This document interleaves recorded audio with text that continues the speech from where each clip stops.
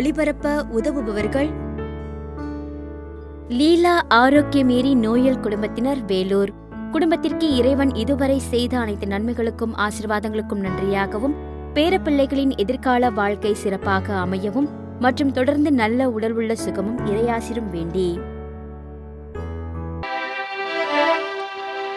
தந்தை மகன் தூயாவியாரின் பெயராலே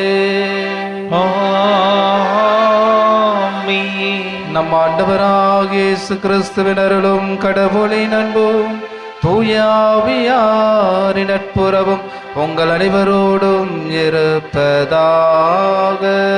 உம் ஆன்மாவோடும் இருப்பதாக. இயேசுவில் மிகவும் பிரியமான சகோதர சகோதரிகளே, தப காலத்தினுடைய முதல் வெள்ளிக்கிழமையில ஆண்டவர் இயேசு நம்மோடு இருக்கிறார் என்பதை வெளிப்படுத்துகிறார். அவரோடு இருக்கின்ற நாம் இருக்கின்ற நோன்புகளில் நாம் மீட்பு பெற வேண்டும் என்று நமக்கு அழைப்பு கொடுக்கிறார். வெறும் வார்த்தைகளால் அல்ல, சொல்லால் அல்ல, செயலால் அல்ல, எண்ணத்தால் அல்ல, முழு மனதோடு உண்மையான சொல்லாலும் செயலாலும் நம்பிக்கையாலும் நம்முடைய நோன்பு மீட்படையக்கூடியதாக இருக்க வேண்டும் என்பதை சொல்லுகிறார். எனவே நாம் இருக்கின்ற நோன்பு ஜபமாகவும் இருக்கலாம், தவமாகவும் இருக்கலாம், இரக்கமாகவும் இருக்கலாம், தர்மமாகவும் இருக்கலாம். உண்மையான நோன்பாக இருக்க இந்த தெய்வீக திருப்பலியில நம்மை அர்ப்பணித்து நாம் மன்றாடுவோம். ஆண்டவருடைய இதயத்துக்கு வருத்தம் தெரிவிக்கும் விதத்தில் நம்முடைய பாவங்களும் குற்றத்திற்காகவும் பலவீனத்திற்காகவும் மனவருந்தி ஆண்டவரிடத்துல நாம் மன்னிப்பு கேட்போம்.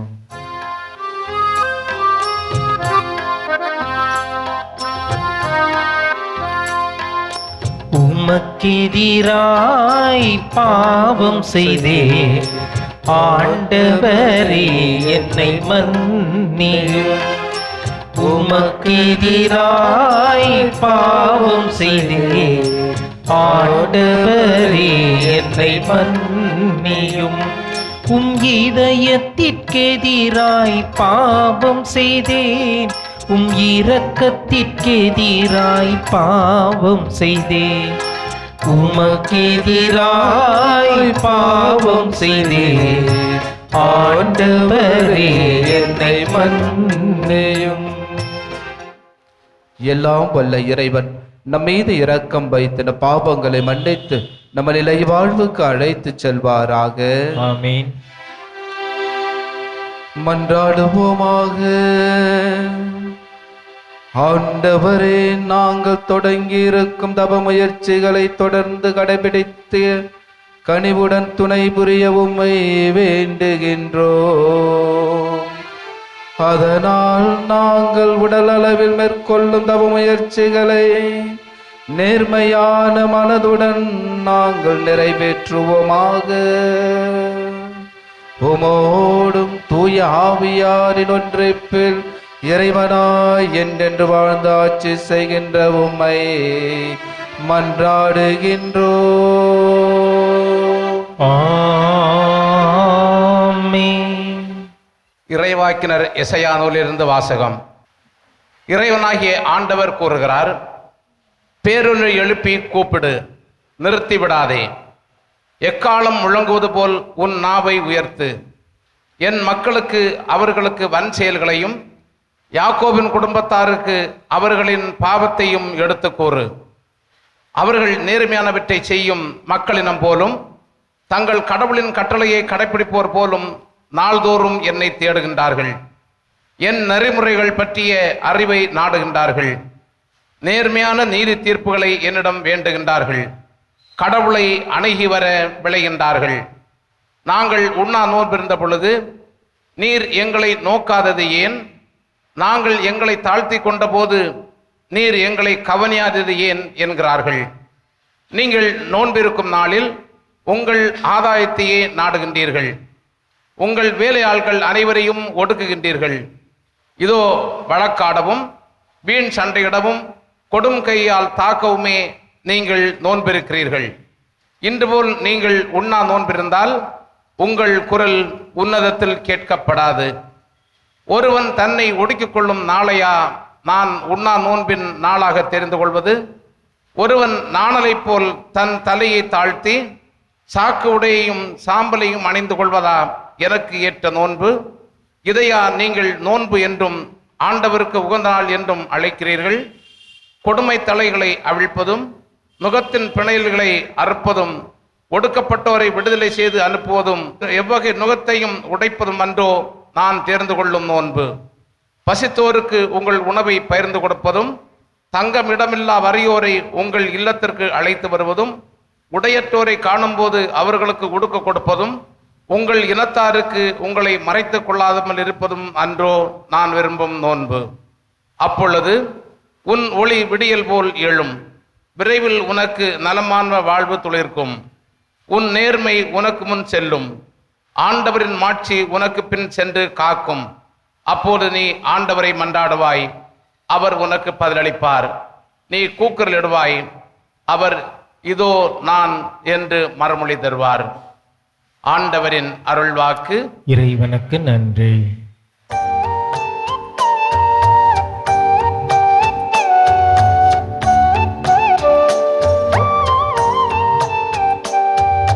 நொறுங்கிய உள்ளத்தை இறைவா நீர் அவமதிப்பதில்லை. நொறுங்கிய உள்ளத்தை இறைவா நீர் அவமதிப்பதில்லை. ஏனெனில் பலியினால் உம்மை மகிழ்விக்க முடியாது. நான் எரிபலி செலுத்தினாலும் நீரதில் நாட்டம் கொள்வதில்லை. கடவுளுக்கேற்ற பலி நொறுங்கிய நெஞ்சமே, கடவுளே நொறுங்கிய குற்றம் உணர்ந்த உள்ளத்தை நீர் அவமதிப்பதில்லை.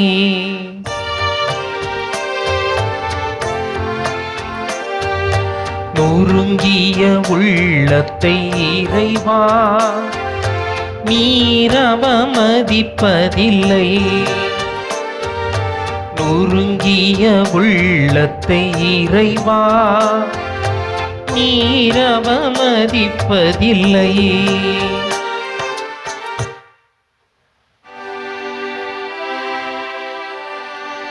நன்மையை நாடுங்கள், தீமையை தேடாதீர்கள்.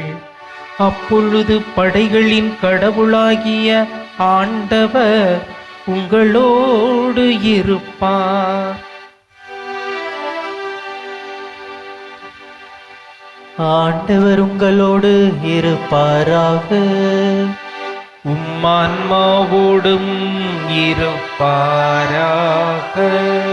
மத்தேயு எழுதிய தூய நற்செய்தியிலிருந்து வாசகம்.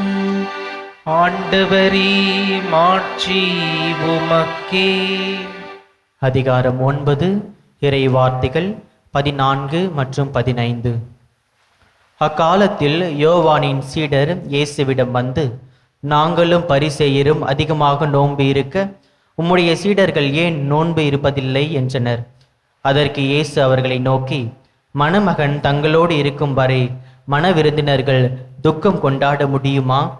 மணமகன் அவர்களை விட்டு பிரிய வேண்டிய காலம் வரும், அப்போது அவர்களும் நோன்பு இருப்பார்கள். ஆண்டவரின் அருள்வாக்கு. கிறிஸ்துவே உமக்கு புகழ். இயேசுவில் அன்னைக்குரிய அன்பு பிள்ளைகளே, மாதா தொலைக்காட்சியின் அன்பு நேயர்களே, உங்களையும் உங்கள் குடும்பத்தையும் ஆண்டவர் இயேசு ஆரோக்கிய அன்னை வழியாக நிறைவாக ஆசிர்வதிப்பாராக. இந்நாளிலே இறைவன் நம்மோடு இருக்கிறார் என்பதை வெளிப்படுத்துகிறார். அதை எப்படி வெளிப்படுத்துகிறார் என்று நாம் சிந்தித்தோம் என்றால், நாம் அவரோடு இருக்கின்ற பொழுதுதான் அதை நம்மால் உணர முடியும். எனவே இறைவனின் உடனிருப்பே உண்மையான நோன்பு. ஒரு கல்லூரியிலே மாணவிகள் அனைவரும் படித்து கொண்டிருந்தார்கள். ஒரு நாள் எல்லா மாணவிகளும் லீவு போட்டுக்கொண்டு தங்களுடைய தாய்க்கு தேவையான பரிசு பொருட்களை வாங்க வேண்டும் என்று அவர்கள் கல்லூரியை விட்டு கடைக்கு போனார்கள். அப்பொழுது ஒரு மாணவி வரவில்லை என்று சொல்லிவிட்டார்.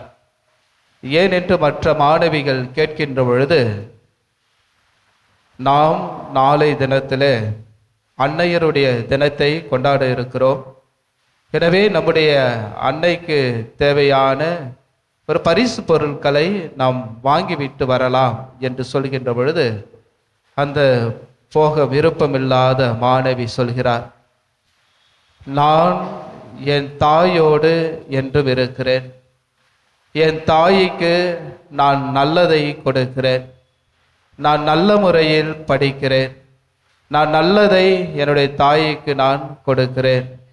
அப்படி இருக்க நானே என்னுடைய தாய்க்கு ஒரு மிகப்பெரிய பொக்கிஷமாக, வைடூரியமாக, தங்கமாக நான் இருக்கிறேன் என்று சொல்கிறார் அந்த மாணவி.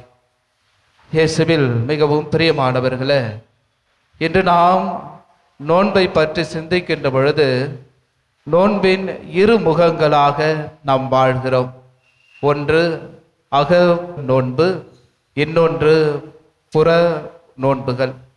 எனவே அகத்தோடு வாழ்கின்ற நோன்பு நாம் எப்படி வாழ்கிறோம், புறத்தோடு வாழ்கின்ற நோன்பு நாம் எப்படி வாழ்கிறோம் என்பதை சிந்திக்க வேண்டும்.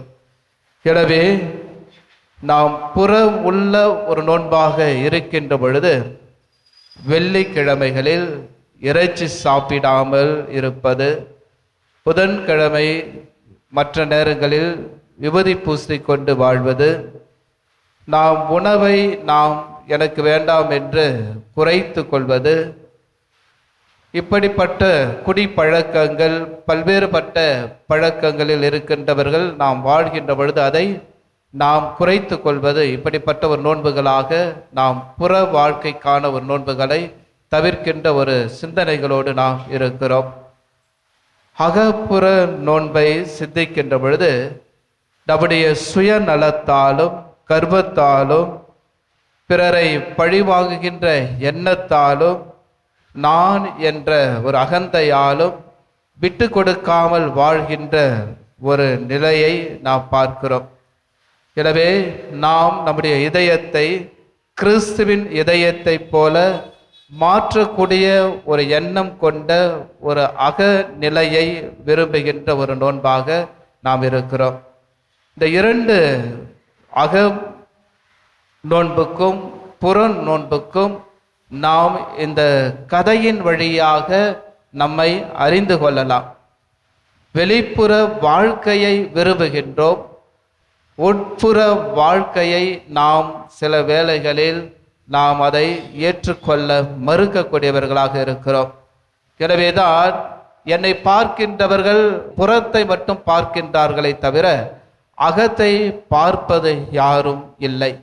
எனவேதான் நாம் நோன்பின் வழியாக நாம் பிறர் என்னை பார்க்க வேண்டும் என்று பல செயல்களை நாம் செய்து கொண்டிருக்கிறோம். அதன் அடிப்படையில் தான் நம்முடைய செயல்பாடுகள், நம்முடைய எண்ணங்கள் வெளிப்பட வேண்டும் என்று நாம் அதை வெளிப்படையாக செய்து கொண்டிருக்கிறோம். இயேசுவில் மிகவும் பிரியமானவர்களே, இன்றைய முதல் வாசகத்திலும் கூட இறைவாக்கினர் எசையா மிக அழகாக சொல்லியிருக்கிறார். 58வது அதிகாரத்தில் 6 முதல் 7 உள்ள வார்த்தைகளின் வழியாக, உண்மையான நோன்பு என்பது மற்றவர்கள் மீது நாம் காட்டும் அன்பில் வெளிப்பட வேண்டும் என்பதை, அநீதியால் பிணைக்கப்பட்டவர்களை நாம் விடுவிக்கப்பட வேண்டும் என்றும், பசித்திருப்பவருடன் உணவை பகிர்ந்து கொள்ள வேண்டும் என்றும், ஆதரவற்றவோருக்கு அடைக்கலம் தர வேண்டும் என்றும், ஆடையற்றவருக்கு ஆடை வழங்க வேண்டும் என்றும் மிக அழகாக நமக்கு சொல்லுகிறார். நாம் நம்முடைய குடும்பத்தில் வசிக்கின்ற பொழுது நம்முடைய பெற்றோர்கள், முதியோர்கள், உடல் நட்டமற்றோர்கள், கஷ்டப்படுவோருக்கு, கவலைப்படுவோருக்கு நம்மால் இதை செய்ய முடிகிறதா என்பதை சிந்தித்து பார்க்க வேண்டும். இதுதான் உண்மையான நோன்பு என்று இறைவன் நமக்கு அறிவுறுத்துகிறார்.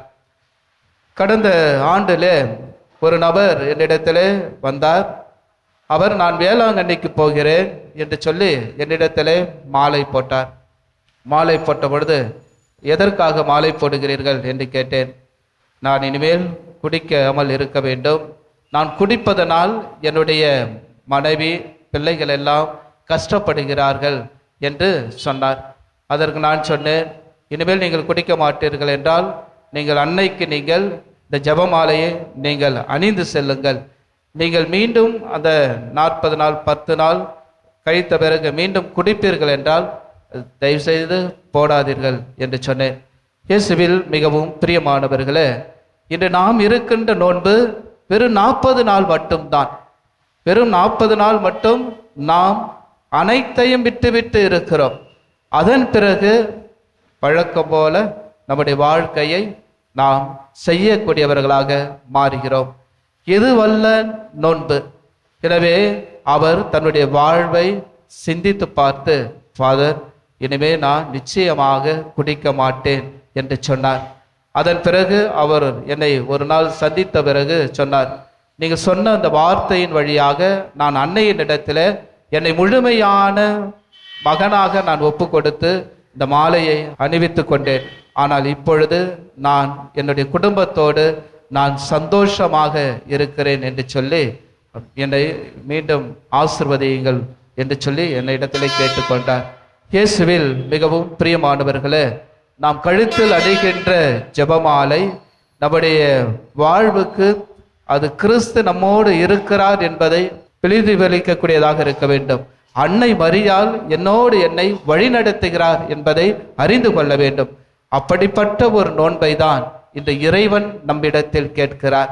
நான் என்னுடைய தாய்க்கு நானே ஒரு பொக்கிஷமாக இருக்கிறேன் என்று சொன்ன அந்த மாணவியின் இடத்துல நாம் பார்ப்பது போல நாமும் இறைவனிடத்தில் இந்த தவ காலத்தில் நாம் மனம் மாறி நம்முடைய நோன்பின் வழியாக இறைவனுக்கு உகந்த ஒரு பிள்ளைகளாக வாழ நாம் அழைக்கப்படுகிறோம்.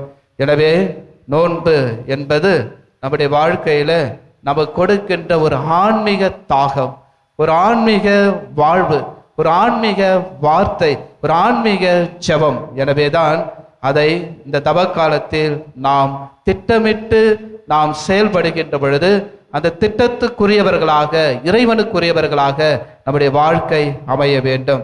ஜெபம் என்பது வெறும் கடமையாக அல்லாமல் இறைவனோடு உரையாடும் நேரமாகவும் இதை மாற்ற வேண்டும். உங்கள் இதயத்தின் கடினத்தன்மையை உடைக்க இறைவனிடம் மன்றாட வேண்டும். நோன்பு என்பது உங்களுக்கு மிகவும் பிடித்த ஒரு வியத்தகு சமூக வலைத்தளங்களை, தேவையற்ற பேச்சுகளை அல்லது ஒரு குறிப்பிட்ட உணவு விட்டு கொடுங்கள் என்பதை இந்த தியாகத்தின் உங்களை இறைவனிடம் நெருக்கமாக செய்ய இருக்கின்றது நோன்பு. தர்மம் என்பது உதவி தேவைப்படும் ஒருவரை தேர்ந்தெடுத்து அந்த வாரத்தில் அவர்களுக்கு உங்களால் முடிந்த ஒரு உதவியை செய்ய வேண்டும். அது ஒரு சிறிய புன்னகையாகவோ அல்லது ஆறுதலான வார்த்தைகளாகவோ கூட இருக்கலாம். எனவே நாம் இறைவனிடத்தில் ஜெபமும் நோன்பும் தர்மமும் இருக்கக்கூடியவர்களாக, நம் மனம் மாறக்கூடியவர்களாக இறைவன் நமக்கு அழைப்பு கொடுக்கிறார். சிந்தித்து பார்க்க உங்களுக்கு நான் கொடுக்கின்ற சில கேள்விகள். இந்த தவ காலத்தில் நீங்கள் பின்வரும் கேள்விகளை உங்கள் இதயத்திடம் கேட்டு பாருங்கள். என் இதயத்தில் இறைவனுக்கு அதிகம் இடம் கொடுக்க நான் எதை அகற்ற வேண்டும்? இந்த தவ காலத்தில் நான் மேற்கொள்ளப் போகும் குறிப்பிட்ட நோன்பு முறை என்ன? தினமும் நான் சந்திக்கும் மனிதரிடம் இறைவனின் அன்பை எப்படி காட்டப் போகிறேன்? நான் குறிப்பாக யாரையாவது தேடி சென்று மன்னிப்பு கேட்கவோ அல்லது உதவி செய்யவோ வேண்டுமா என்று சிந்திப்போம். அன்னையினுடைய அருளை பெறுவோம். ஆமென்.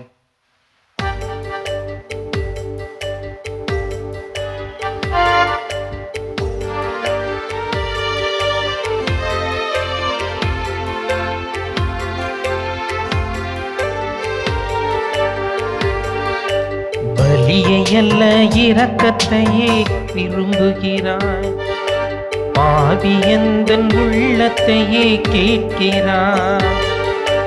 பலியை அல்ல இரக்கத்தையே விரும்புகிறாய். பாவி எந்தன் உள்ளத்தையே கேட்கிறாய். தருகிறே இதோ தருகிறே, தருகிறே இதோ தருகிறே. சகோதர சகோதரிகளே, என்னுடையது உங்களுடையதுமான பலி எல்லாம் வல்ல தந்தையாக இறைவனுக்கு ஏற்றதாகபடி மன்றாடுங்கள். ஆண்டவர் தமது பெயரின் புகழ்ச்சிக்காகவும் மாட்சிக்காகவும் நமது நன்மைக்காகவும் புனித திரவை அனைத்து நலனுக்காகவும் உமது கையில் இருந்து இப்பலியை ஏற்றுக்கொள்வாராக. ஆண்டவரே, தவக்காலத்தில் நாங்கள் மேற்கொள்ளும் தியாகத்தை உமக்கு ஒப்பு கொடுத்து உம்மை வேண்டுகின்றோம். அது எங்கள் மனங்களை உமக்கு ஏற்றவையாக மாற்றி மிகுந்த ஆர்வத்துடன் நாங்கள் எங்களை கட்டுப்படுத்தி வாழ எங்களுக்கு ஆற்றல் அளிப்பதாக. எங்கள் ஆண்டவராகிய கிறிஸ்து வழியாக உம்மை மன்றாடுகின்றோம். ஆமென். ஆண்டவர் உங்களோடு இருப்பாராக. உம்மான்மாவோடும் இருப்பாராக. இதயங்களை மேலே எழுப்புங்கள். ஆண்டவரிடம் எழுப்பியுள்ளோம். நாம் இறைவனாகிய ஆண்டவருக்கு நன்றி கூறுவோம். அது தகுதியும் நீதியும் ஆனதே. ஆண்டவரே, தூயவரான தந்தையே, என்றுமுள்ள எல்லாம் வல்ல இறைவா, எங்கள் ஆண்டவராகிய கிறிஸ்து வழியாக என்னாலும் எவ்விடத்திலும் நாங்கள் உமக்கு நன்றி செலுத்துவது மெய்யாகவே தகுதியும் நீதியும் ஆகும். எங்கள் கடமையும் மீட்புக்குரிய செயலும் ஆகும். ஏனெனில் உமது பேரருளால் நம்பிக்கையாளர் மனதை தூய்மை பெற்று ஆண்டுதோறும் பாஸ்க விழாவின் மறைபொருளை மகிழ்ச்சியுடன் எதிர்பார்த்திருக்கச் செய்கின்றேன். அதனால் பக்தி உள்ள வேண்டல்களிலும் அன்பு செயல்களிலும் அவர்கள் மென்னேலும் ஈடுபட்டு தங்களுக்கு புத்துயிர் அளிக்கும் அறை நிகழ்வுகளில் பங்கு கொண்டு பிள்ளைகளுக்குரிய அருளை நிறைவாக பெறச் செய்கின்றேன். ஆகவே வானதூதர் முதன்மை வானதூதரோடும் அரியணையில் அமர்வோர் தலைமை தாங்குவோரோடும் வான்படைகள் அணைகள் அனைத்தோடும் சேர்ந்து நாங்கள் உமது ஆட்சியை புகழ்ந்து பாடி முடிவின்றி ஆர்ப்பரித்து சொல்வதாவது: தூயவர் தூயவர் தூயவர், வான்படைகளின் கடவுளாம் ஆண்டவர். விண்ணகமும் மண்ணகமும் உமது மாட்சியால் நிறைந்துள்ளன. உன்னதங்களிலே ஓசன்னா. ஆண்டவர் பேரால் வருகிறவர் ஆசி பெற்றவர். உன்னதங்களிலே ஓசன்னா. ஆண்டவரே, நிர்மையாகவே தூயவர், தூய்மை அனைத்துக்கும் ஊற்று. ஆகவே உம்முடைய தூய ஆவியை பொழிந்து எக்காணிக்கைகளை துமைப்படுத்த உம்மை வேண்டுகின்றோம். இவ்வாறு எங்கள் ஆண்டவர் இயேசு கிறிஸ்துவின் உடலும் இரத்தமும் ஆக எங்களுக்கு இவை மாறுவனவாக. அவர் பாடுபடுபுலம் கனிந்து தம்மை கையளித்த போது அப்பத்தை எடுத்து நன்றி செலுத்தி அதை பிட்டு தம் சீடர்களுக்கு அளித்து கூறியதாவது: அனைவரும் இதிலிருந்து பெற்று உண்ணுங்கள், ஏனெனில் இது உங்களுக்காக கையளிக்கப்படும் என் உடல்.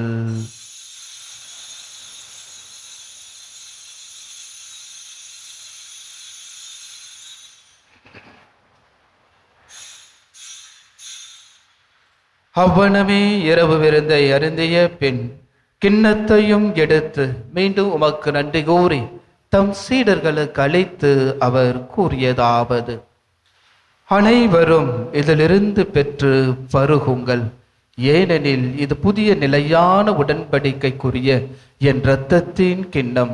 இது பாவ மன்னிப்புக்கென்று உங்களுக்காகவும் பலருக்காகவும் சிந்தப்படும். இதை என் நினைவாக செய்யுங்கள்.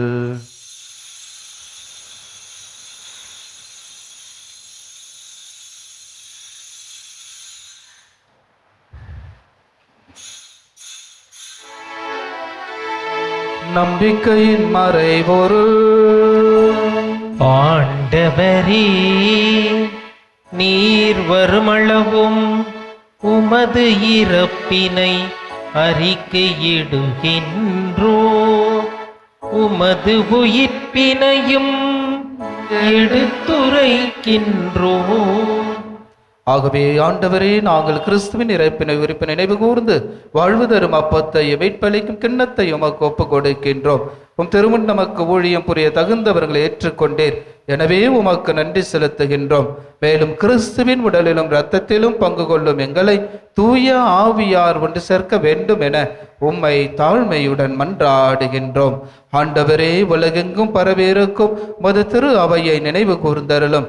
எங்கள் திருத்தந்தை லியோ, எங்கள் ஆயர் மேதகு ஜார்ஜ், எல்லா திருநிலையினராக அனைவரோடு உமது திரு அவை அன்பில் நிறைவு பெற செய்தருளும்.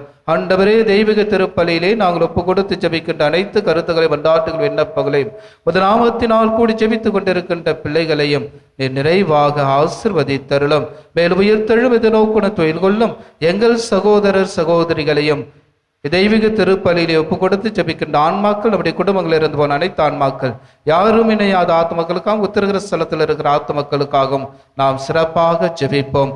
இறந்தோர் அனைவரையும் இரக்கத்துடன் நினைவுகூர்ந்து உமது திருமுக ஒளியினுள் ஏற்றருளும். எங்கள் அனைவர் மீதும் இரக்கமாயிரும்.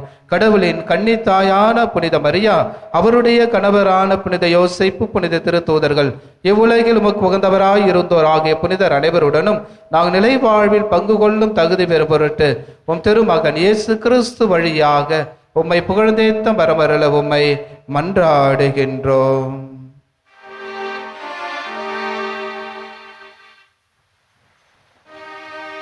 இவர் வழியாக இவரோடு இவரில் எல்லாம் வல்ல இறைவனாகிய தந்தையே,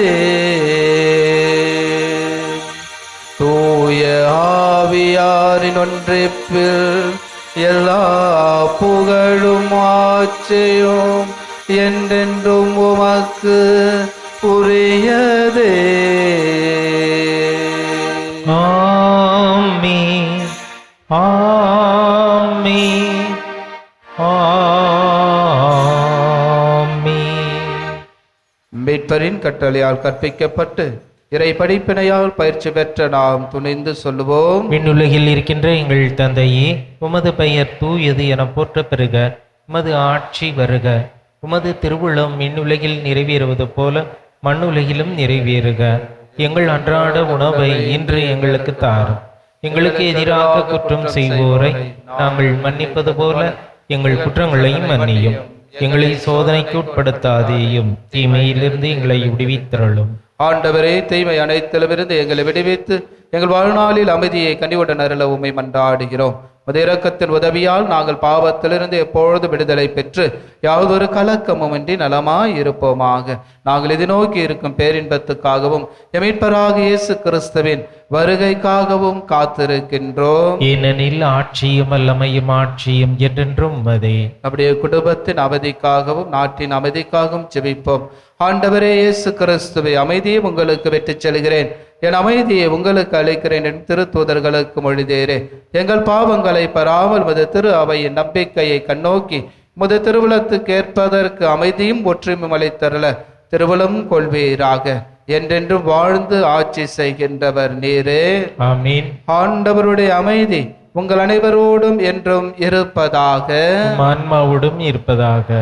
ஒருவருக்கொருவர் கிறிஸ்துவின் அமைதியை பகிர்ந்து கொள்வோம். உலகின் பாவங்களை போக்கும் இறைவனின் செம்மறியே, எங்கள் மேல் இரக்கமாயிரும். உலகின் பாவங்களை போக்கும் இறைவனின் செம்மறியே, எங்கள் மேல் இரக்கமாயிரும். உலகின் பாவங்களை போக்கும் இறைவனின் செம்மறியே, எங்களுக்கு அமைதியை அளித்தருளும். இதோ இறைவனின் செம்மறி, இது உலகின் பாவங்களை போக்குபவர். செம்மறியின் விருந்துக்கு அழைக்க பெற்ற நம் அனைவரும் பேறு பெற்றோர். ஆண்டவரே, நீர் என் இல்லத்தில் எழுந்திருள்ள நான் தகுதியற்றவன், ஆனால் ஒரு வார்த்தை மட்டும் சொல்லியிருளும், எனது ஆன்மா நலமடையும். நன்றி கூறி மன்றாடுவோமாக. எல்லாம் வல்ல இறைவா, இம்மறை நிகழ்வுகளில் பங்கேற்பதன் வழியாக நாங்கள் குற்றங்கள் அனைத்திலுமிருந்தும் தூய்மை பெற உம்மை வேண்டுகின்றோம். அதனால் உமது பரிவிரக்கத்தின் பயன்களை அடைய நாங்கள் தகுதி பெற அருள் புரிவீராக. எங்கள் ஆண்டவராகிய கிறிஸ்து வழியாக உம்மை மன்றாடுகின்றோம். ஆமென். ஆண்டவர் உங்களோடு இருப்பாராக. உமான்மாவோடும் இருப்பாராக. எல்லாம் வல்ல இறைவன் தந்தை, மகன், தூய ஆவியார் உங்கள் அனைவரையும் நிறைவாக ஆசிர்வதிப்பாராக.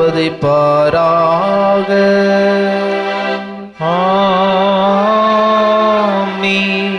ஆரோக்கிய அன்னையின் ஆசி பெற்றவர்களாய் வாழ சென்று வாருங்கள், திருப்பலி நிறைவேறிற்று. இறைவனுக்கு நன்றி. திருப்பலி ஒளிபரப்ப உதவியவர்கள்: லீலா ஆரோக்கியமேரி நோயல் குடும்பத்தினர், வேலூர். குடும்பத்திற்கு இறைவன் இதுவரை செய்த அனைத்து நன்மைகளுக்கும் ஆசீர்வாதங்களுக்கும் நன்றியாகவும், பேரப்பிள்ளைகளின் எதிர்கால வாழ்க்கை சிறப்பாக அமையவும் மற்றும் தொடர்ந்து நல்ல உடல் உள்ள சுகமும் இறையாசிரும் வேண்டி